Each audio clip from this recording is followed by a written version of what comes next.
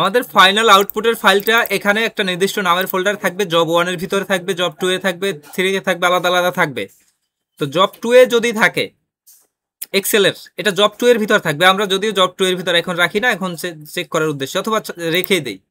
এখানে এই নামের ফোল্ডার, এখানে থাকবে জব 2, জব 2 নামের একটা ফোল্ডার। ওই ফোল্ডারের ভিতরে এই ফাইলটা থাকার কথা, আমি মুভ করে সরাসরি নিয়ে নিলাম। এই হচ্ছে আমার মেইন ফাইল, তাই তো? এটা আছে এক্সেল এস এক্স। কিভাবে বুঝবো? রাইট ক্লিক করে প্রয়োজনে প্রপার্টিজ দেখতে পারবো। প্রপার্টিজ দেখলে এখানে এই যে দেখা যায় যে Microsoft Excel worksheet Excel S X, বোঝা যায় এটা? এটা হচ্ছে এটার ফাইল টাইপ।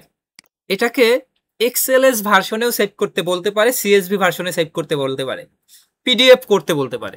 প্রশ্নে এটা উল্লেখ থাকবে। তো আমরা প্রশ্নে উল্লেখ আছে ধরে নিয়ে পিডিএফ করতে হবে, পিডিএফ করতে হবে, এটা উল্লেখ আছে। আমরা এই যেভাবে আছে পেজ সেটআপটা ঠিক করে নিতে পারি। পেজ সেটআপটা কিভাবে? যেন এই সম্পূর্ণ লেখাটা একটা পেজে থাকে, এজন্য পেজ সেটআপটা করতে পারি। কিভাবে? পেজ লেআউটে গিয়ে এখানে মার্জিন সেট করতে পারি, ওরিয়েন্টেশন সেট করতে পারি, সাইজ সেট করতে পারি। এবং এখানে দেখেন একটা বিষয় আছে উইথ এবং হাইট এবং স্কেল। উইথে বলতে বোঝায় এদিকে কতটুকু আছে, এটা উইথ, এটা অটোমেটিক দেয়া আছে। অটোমেটিকের পরিবর্তে এটা 1 পেজ বা 2 পেজ বা 3 পেজ আমরা দিতে পারি। 1 পেজ থাকা মানে হচ্ছে উইথে যতটুকু আছে সব 1 পেজে চলে আসবে। তা আমাদের সাধারণত উইথের সবই 1 পেজে রাখা প্রয়োজন হয়, কারণ নিট অ্যামাউন্টে আর অন্য পেজে গেলে কেমন দেখায়, এজন্য এটা অটোমেটিক 1 পেজ দিতে পারি। এভাবেও একটা ওয়েতে করতে পারি। হাইটটাও যদি 1 পেজে চাই সেটাও করতে পারি, তাহলে আমার লেখা যতই থাকুক 1 পেজের ভিতরেই প্রিন্ট হবে। যদি 2 পেজ চাই 2 পেজ দিতে পারি। এখান থেকে একটা বিষয় আছে। আর একটা বিষয় আছে স্কেল। স্কেলটা কমালে বাড়ালে কি হয় আমি একটু দেখাই। কন্ট্রোল পি ক্লিক করলে আমাদের এভাবে দেখাচ্ছে, স্কেলটা এভাবে দেখাচ্ছে, মানে একটা এ4 সাইজ পেজ। এটা কিন্তু একটা এ4 সাইজ পেজ, তাই না? এই যেটুকু দেখা যাচ্ছে এটা একটা এ4 সাইজ পেজ। এই পেজের এইটুকু অংশ থেকে, এখান থেকে এইটুকুর ভিতরে এটা প্রিন্ট হয়ে যাবে, মানে পেজের বাকি অংশ এখানে খালি থাকতেছে। এখন আমরা যদি স্কেলের পরিমাণটা বাড়াই দেই 100%, 110% যাই করি, 100% করে দিলাম, 105% না 100%ই করে দিলাম। এবার কন্ট্রোল পি দিলে দেখেন একটা বিষয়, এখানে আইটি আছে, আইটির পরের অংশ কিন্তু নাই, আইটির পরের অংশ এইটা কিন্তু নাই, এবং এখানে একটা আবসা দাগের মতো দেখা যাচ্ছে না? তার মানে এটা আমাদের এই ইসের বাইরে চলে গেছে, আমাদের পেজ প্রিন্ট এরিয়া বাইরে চলে গেছে। তো এই সেটিংসটা আমরা সহজভাবে করতে পারি আর একটা ওয়েতে। এই ভিউ মেনুতে গিয়ে এই যে page break preview, page layout view, custom view, এখান থেকে সব থেকে ভালো হচ্ছে পেজ ব্রেক প্রিভিউ। এটা ক্লিক করলে দেখা যাচ্ছে এই যে দাগটা, এটার এইটুকু 1 পেজ, এই পাশটা আর 1 পেজ, তাই না? এই দাগটা ধরে এই পাশে নিয়ে আসলাম, তাহলে কিন্তু 1 পেজের ভিতর চলে আসলো। আমরা যদি দাগটা এখানে নিয়ে আসি তাহলে কিন্তু এইটুকু প্রিন্ট হবে, এদিকে প্রিন্ট হবে না, মানে সাদা অংশ প্রিন্ট হবে। অ্যাক্টিভ শিট, এটা কিন্তু ইনঅ্যাক্টিভ শিটের আন্ডারে চলে যায়। তো আমরা অ্যাক্টিভ শিট হিসেবে আমাদের ফুল পেজটা রাখবো। এরপরে নিচেও অ্যাক্টিভ শিট অন্যরকম থাকতে পারে। তো আমরা অ্যাক্টিভ শিটটা রাখবো যেটুকু আমাদের প্রিন্ট করা দরকার সেটুকু। এরপর আমরা নর্মাল মোডে চলে আসবো। এবার যদি কন্ট্রোল পি দেই আমাদের কিন্তু সম্পূর্ণটা প্রিন্ট হচ্ছে। আমরা যদি পেজ সেটআপটা সঠিকভাবে না করি তাহলে কিন্তু এটা হবে না।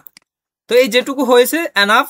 আমরা এখন এটাকে পিডিএফ এ সেভ করব, পিডিএফ এ করব, ডক্স এ করব, এবং আলাদা আরো কিছুতে সেভ করব, যা যা বলা থাকে সেই অনুযায়ী। যদি বলা থাকে পিডিএফ করতে হবে তাহলে ফাইল, সেভ অ্যাজ, ব্রাউজ, ওই একইভাবে পিডিএফ। এখানে তখন পাবেন কিন্তু ওয়ার্ডের ক্ষেত্রে যেটা পেতেন এখানে কিন্তু সেগুলো পাবেন না। এখানে এক্সেল রিলেটেড যে ফাইলগুলো হবে সেগুলো এখানে পাওয়া যাবে। তো এখান থেকে পিডিএফটা আগে করি। পিডিএফ সিলেক্ট করলাম, সেভ ক্লিক করে দিলাম, আমাদের একটা পিডিএফ ফাইল সেভ হয়ে গেল। কিন্তু এটা গেল, এটা পিডিএফ। এরপরে আমাদের বলবে এটা ডক্স ফাইল করতে, মানে ডক ফাইল, সরি ডক না তো, এক্সএলএস ফাইল করতে। সেভ অ্যাজ, ব্রাউজ, ওই একইভাবে সেভ অ্যাজ টাইপে। এবার পিডিএফ এ না গিয়ে এবার যাব হচ্ছে এই সবার এখানে না, এটা 1997 ভার্সনটা থাকবে, 97 ভার্সন। বা এক্সেল এক্সপ্রেস 2003 আছে, এই যে এক্সেল 97, কিন্তু এটা টেমপ্লেট ভার্সন, এটা হবে না। এই যেটা এইটা হবে এক্সএলএস, দেখা যাচ্ছে এক্সএলএস 97 2003, যেহেতু বলেই দিছে এক্সএলএস, তা আমাদের এক্সএলএস এইটা নিতে হবে। আমরা যদি এইটা নেই, এটা কি হবে? এটা হচ্ছে এক্সএলটিএক্স, এটা তো হবে না। এটা যদি নেই, এটাও হবে না, আমাদের এক্সএলএস নিতে হবে। এটা হচ্ছে এক্সএলএস। এটা ক্লিক করে সেভ ক্লিক করে নিলাম, এবং এটা একটা ওয়ার্নিং দেবে, এটা কন্টিনিউ ক্লিক করে দেবো। আমাদের দেখা যায় আমার ফোল্ডারে চলে যায়, 3টা ফাইল হয়ে গেছে। আমার মেইন ফাইল ছিল কোনটা? মেইন ফাইল ছিল এটা, সেখান থেকে এক্সএলএস হয়েছে, সেখান থেকে পিডিএফ হয়েছে। তো মেইন ফাইলে আরেকটু কাজ করি। মেইন ফাইলে আরেকটু কাজ কি, ওপেন ক্লিক করলাম।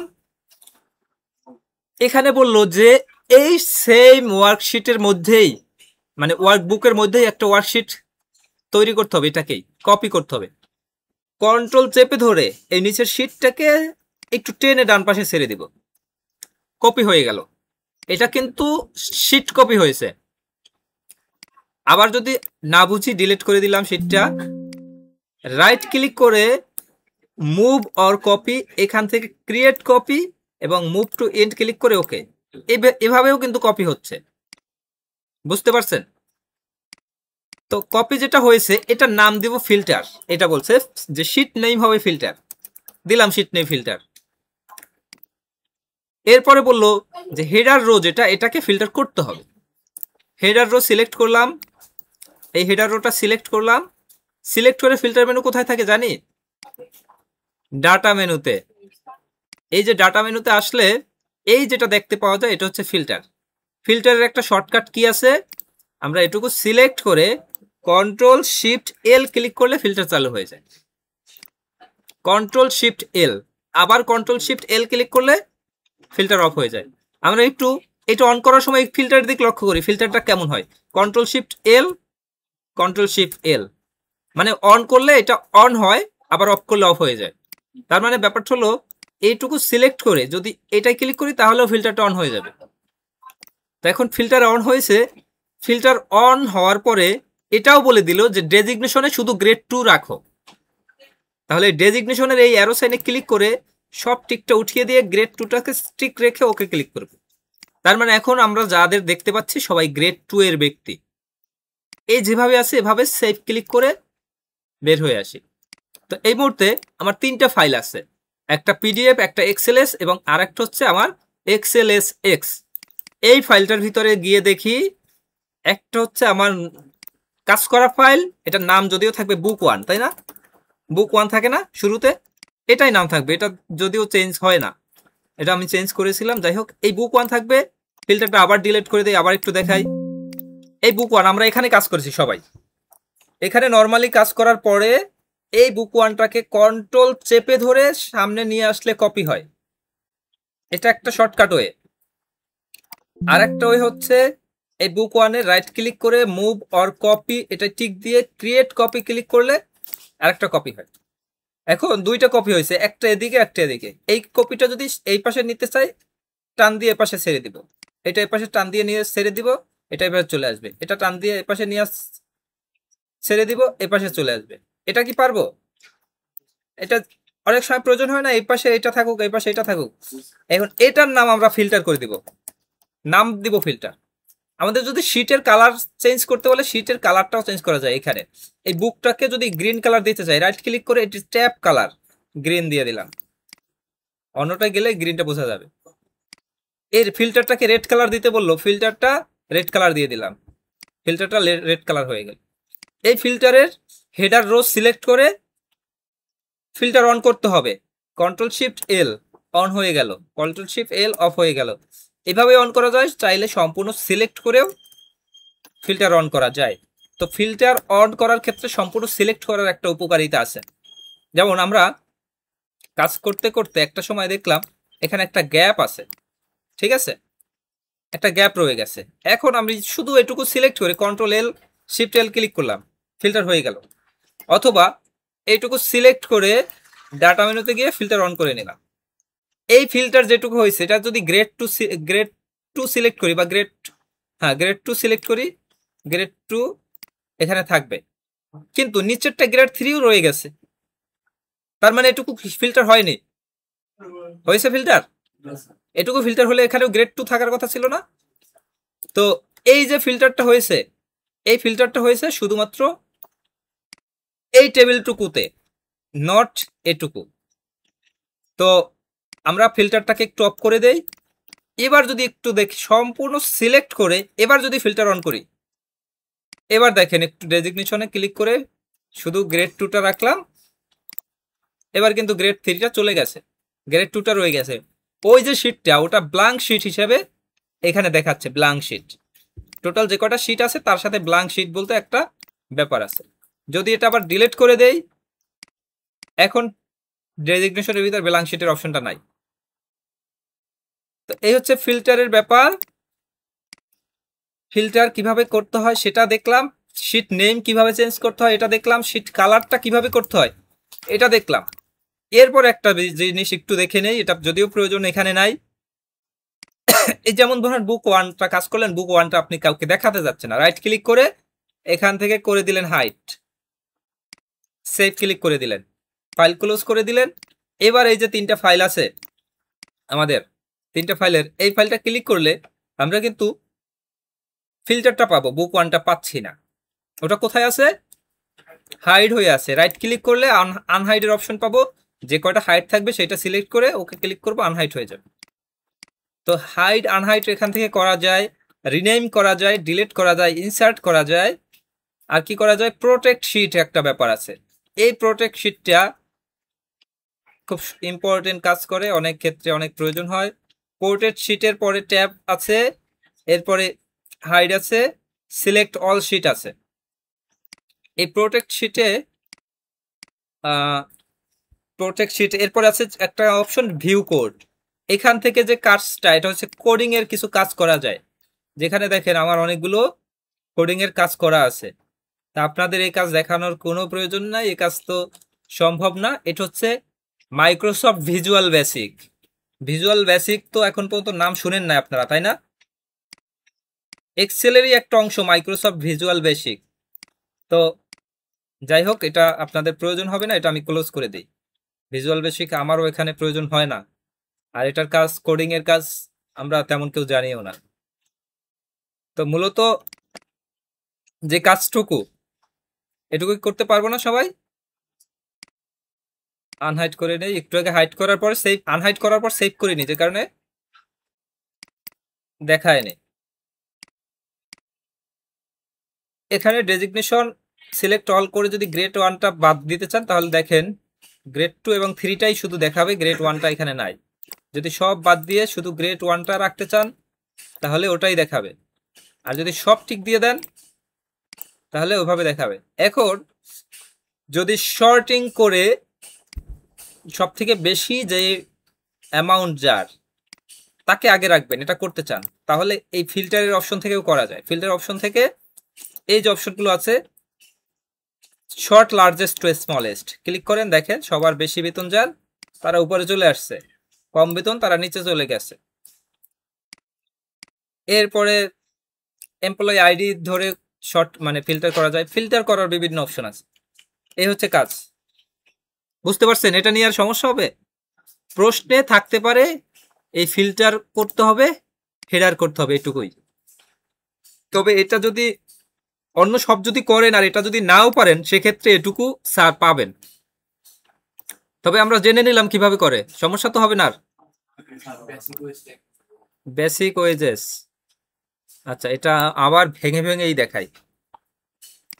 আমরা আমাদের শর্ত হচ্ছে 40 ঘন্টার উপরে যদি কারো হয় সেটা যাবে ওভার টাইমে, 40 ঘন্টার নিচে যদি থাকে সেটা যে কয় ঘন্টা হবে সেই কয় ঘন্টা দিয়ে রেটটা গুণ হবে, আর 40 ঘন্টার উপরে গেলে 40-এর সাথে ওই রেটটা গুণ হবে, এবং উপরের যে অ্যামাউন্টটা সেটা ওভার টাইম হিসাবে যাবে।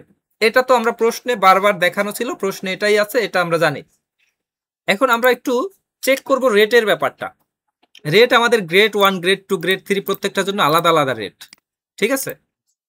যে কারণে আমরা রেটটা একটু বের করি। রেটটা কিভাবে বের করব? ভিলুকআপের মাধ্যমে।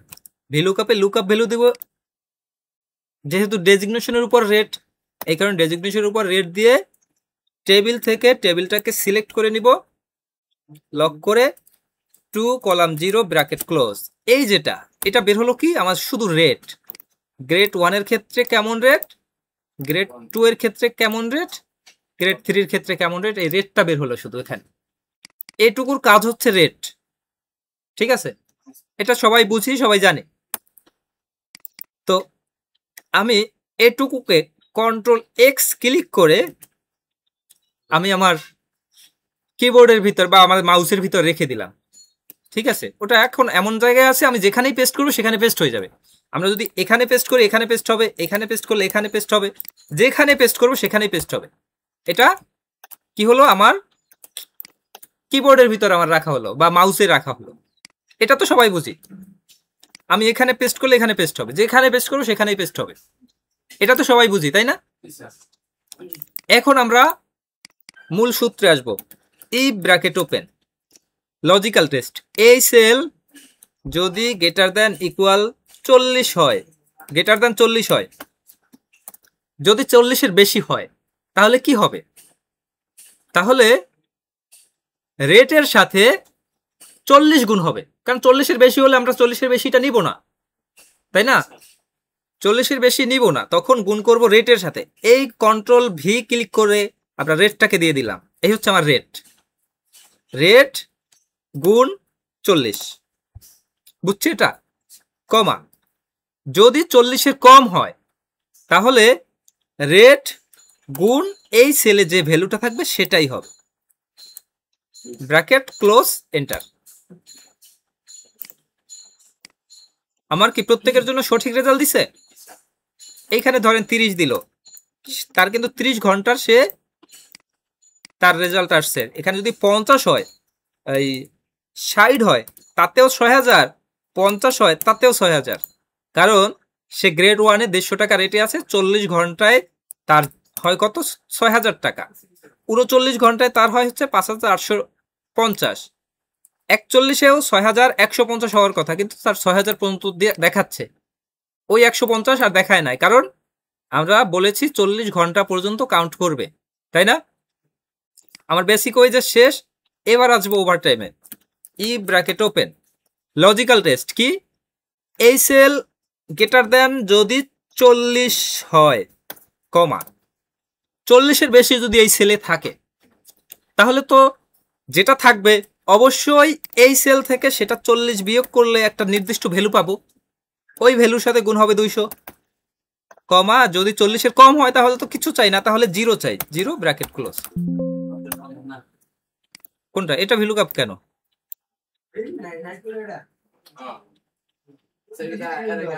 এটা ভ্যালুকাপ দিয়ে করছি কখনো?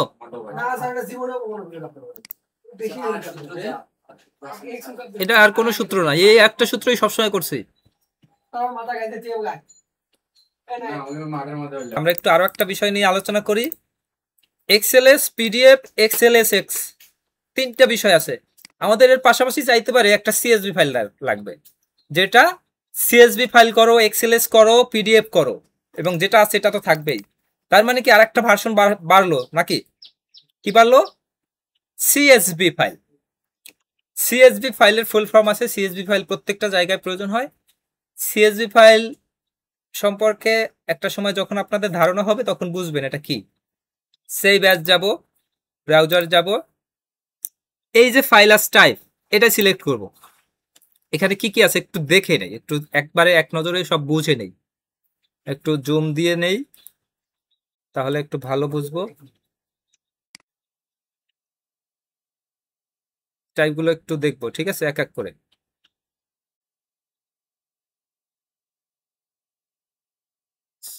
প্রথমটা হচ্ছে নর্মাল এক্সেল, যেটা আমরা করি এটা। এরপর হচ্ছে ম্যাক্রো এনাবল এক্সেল। ম্যাক্রো বলতে একটা বিষয় আছে, এটা আপনাদের দেখানো হয় নাই। ম্যাক্রো হচ্ছে এমন একটা বিষয়, আপনি এক কাজ যদি বারবার করেন, কন্টিনিউসলি করেন, ওইটা কন্টিনিউসলি বারবার করতে হবে না। ম্যাক্রো এনাবল করলে এমন ভাবে করা যায় জাস্ট 1 ক্লিকে সব কাজ হয়ে যায়। এটা হচ্ছে এক্সেল বাইনারি ওয়ার্কশিট। এরপরে হচ্ছে এক্সেল 1997, তারপর হচ্ছে সিএসভি UTF-8 কমা ডেলিমিটেড, এই সিএসবির কয়েকটা টাইপ আছে, আমরা একটু এই একটা টাইপ দেখলাম, এটা একটু আলাদাভাবে মার্ক করি। এবং এর পাশাপাশি দেখেন আমি রেড মার্ক করি বাকিগুলো। এটা হচ্ছে এক্সেল এম, এটা হচ্ছে single file web page, web পেজের জন্য এটা। এরপর হচ্ছে ওয়েব পেজ, তারপর হচ্ছে এক্সেল টেমপ্লেট, এরপর ম্যাক্রো এনাবল টেমপ্লেট, এরপরে আর একটা টেমপ্লেট, তারপর হচ্ছে টেক্সট ডেলিমিটেড, টেক্সট ফাইল আর কি, এই দুইটা টেক্সট ফাইল, ইউনিকোড আর একটা হচ্ছে নর্মাল। এরপর হচ্ছে আর একটা এক্সএমএল। এরপরে একটা ভার্সন আছে মাইক্রোসফট এক্সেল 5 95 ভার্সন। এরপরে আরেকটা দেখেন সিএসবি, এরপর দেখেন এই আরেকটা সিএসবি, আর দুইটা সিএসবি। তো সব মিলে 4টা সিএসবি ফাইল পাইলাম না? 4টা সিএসবি কিনা, হলুদ মার্ক করলাম 4টা। তো 4টা সিএসবির 4 রকমের কাজ। এটা না জাস্ট নর্মাল কমা ডেলিমিটেড, আর এটা হচ্ছে ইউটিএফ 8 কমা ডেলিমিটেড। ইউটিএফ 8 হচ্ছে একটা কোড, এই কোডে এটা ইউনিকোড সাপোর্টেড, এই কোডের মাধ্যমে বাংলা সাপোর্টটা করে, কিন্তু এইটাই বাংলা সাপোর্ট করে না। এবং এই যে ম্যাকিনটোস অপারেটিং সিস্টেম নাম শুনছেন? ম্যাকবুক, অ্যাপেলের যে ম্যাকবুক দেখছেন না, অ্যাপেলের যে ল্যাপটপ দেখছেন, তো সেই অ্যাপেলের ল্যাপটপ সেইটাই যে উইন্ডোজটা, সেটাই হচ্ছে Macintosh operating system, Mac operating system. আর তারপর হচ্ছে এমএস ডস, এটাও একটা অপারেটিং সিস্টেম। তো যদি আপনি এই ফাইলটা করেছেন উইন্ডোজে কিন্তু সেটা ম্যাকিনটোসে ব্যবহার করতে চান, সেক্ষেত্রে এই ম্যাকিনটোসের এইটা অপশনটা ব্যবহার করে সেভ করা যেতে পারে। আর তারপর উইন্ডোজ ডসের ক্ষেত্রে নিচেরটা ব্যবহার করা যেতে পারে। তো এই 4টার মধ্যে আমরা কোনটা সেভ করব? আমাদের যেহেতু বলছে একটা সিএসভি ফাইল করতে, আমরা কোনটা করব? আমরা এই ইউটিএফ কমা ডেলিমিটেড প্রথমটাও করতে পারি, দ্বিতীয়টাও করতে পারি। তবে যেহেতু বাংলা লেখালেখি নেই, সেক্ষেত্রে এটাও করতে পারি, এটাও করতে পারি। যেটাই করি, এটাই ক্লিক করলাম, জাস্ট সেভ ক্লিক করলাম, ওকে ক্লিক করলাম, একটা ওয়ার্নিং আসবে, ওকে ক্লিক করতে হবে, ক্লোজ করলাম। আমাদের এখানে যে কটা ফাইল ছিল এর সাথে আরেকটা ফাইল অ্যাড হলো না? কি অ্যাড হলো? দেখেন 3টাই এক্সেল ফাইল, এটাও এক্সেল, এটাও এক্সেল, এটাও এক্সেল, এক্সেলের মতো 3টাই দেখতে, তাই না? এইটা হচ্ছে কিন্তু একেবারে বর্তমান যে এক্সেলটা ব্যবহার করি ওইটার লোগো। লোগোটা দেখে কি বুঝি? এই হচ্ছে সেই লোগো, বুঝি না এটা? এইটা হচ্ছে 1997 এর লোগো। আর এই যেটা, এটার পাশাপাশি একটা এ চিহ্ন আছে এবং কমা দেয়া আছে, এটা হচ্ছে কমা ডেলিমিটেড। এটা হচ্ছে, এবং পাশে লেখা আছে যদিও সিএসবি, কিন্তু আপনাদের লেখা থাকবে না, কারণ আমি এক্সটেনশনটা অন করে রেখেছি। এক্সটেনশন অন করলে আমি ফাইলটা দেখেই বুঝতে পারি যে এটা এই ফাইল, মানে ফাইলের নাম দেখেও বোঝা যায়, যদিও চিত্র দেখেও বোঝা যায়। যদি ফাইলের নামটা না থাকতো তাহলে কেমন হতো একটু দেখাই, আমি ফাইল এক্সটেনশনটা বাদ দিয়ে দিই। এমন যদি থাকতো, যদিও আমার ক্ষেত্রে বুঝতে অসুবিধা নাই যে কোনটা 97, কোনটা কমা ডেলিমিটেড, কোনটা কেমন, 3টা দেখলেই বোঝা যায়। কিন্তু যদি পাশে লেখা থাকতো তাহলে আরো একটু সুবিধা হতো না? এই ভিউ অপশন থেকে show file name extension click করে দিলে ফাইল নেমটা সহ দেখা যায়। এবার কিন্তু সিএসভি, পিডিএফ, এক্সএলএস, এক্সএলএসএক্স সবই দেখা যাচ্ছে। বোঝা গেছে? এই কমা ডিলিমিটেড ফাইলটা যদি ওপেন করি, এখানে কোনো ফরম্যাটিং নাই, কিছু নাই, সব এমন হয়ে গেছে। এখানে কোনো ফর্মুলা নাই, কমা ডিলিমিটেড হয়ে গেছে। এটা প্রয়োজন হয় আমাদের ফাইল ইম্পোর্ট করার ক্ষেত্রে। ইম্পোর্ট এক্সপোর্ট ব্যাপারটা তো এমনি নর্মালি বুঝেন, এখানে কোনো ফর্মুলা নাই, কোনো কিছু নাই, জাস্ট নর্মাল টেক্সট হয়ে গেছে সব। তো এই ফাইলগুলো সাধারণত ওয়েবসাইটে ইম্পোর্ট করার ক্ষেত্রে ব্যবহার করা হয়, অথবা কোনো সফটওয়্যারে ইম্পোর্ট করার ক্ষেত্রে। তো পারবো এটা সম্পূর্ণ করতে? পারবো না? ফিল্টার সম্পর্কেও তো ক্লিয়ার দেখানো হয়েছে, ফিল্টারটাও সবাই পারবেন। এই ফিল্টারটা আমরা সাধারণত আমি একটু বেশি ব্যবহার করি, যে কারণে আমার কিন্তু উপরে আনা রয়েছে, নাকি? আপনারা চাইলে উপরে এনে রাখতে পারেন।